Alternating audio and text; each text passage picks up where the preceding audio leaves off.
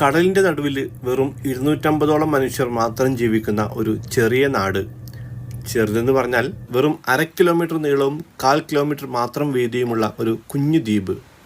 ഒന്നുകൂടെ കൃത്യമായിട്ട് പറഞ്ഞാൽ ആകപ്പാടെ 25 ഏക്കർ മാത്രമാണ് ഈ നാടിൻ്റെ വിസ്തൃതി. കുടിവെള്ളം പോലും റേഷൻ അടിസ്ഥാനത്തിൽ വിതരണം ചെയ്തിരുന്ന സ്ഥലം. എത്തിപ്പെടാൻ വളരെ ബുദ്ധിമുട്ടുള്ളതും എത്തിയാൽ ചിലപ്പോൾ പെട്ടുപോകുന്ന അവസ്ഥയും ഉള്ളതുകൊണ്ട് കുറേ ആഗ്രഹിച്ചിട്ടും ഇതുവരെ പോകാൻ പറ്റിയിരുന്നില്ല. ഇപ്പോൾ ഒരു ചാൻസ് കിട്ടി. അപ്പോൾ പിന്നെ ആ നാടും അവിടുത്തെ ആൾക്കാരുടെ ജീവിതമെല്ലാം ഒന്ന് വിശദമായി തന്നെ കാണാൻ തീരുമാനിച്ചു.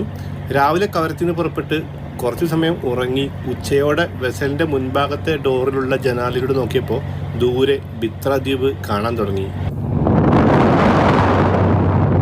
ബിത്ര തൊട്ടടുത്ത് എത്തിയിട്ട് കേട്ടോ. ഇനിയിപ്പോൾ അവിടുന്ന് ഇത് അങ്ങോട്ട് അടുപ്പിക്കുന്നില്ല. അവിടുന്ന് നമ്മൾ എടുക്കാനുള്ള ബോട്ട് വരുന്നുണ്ട്.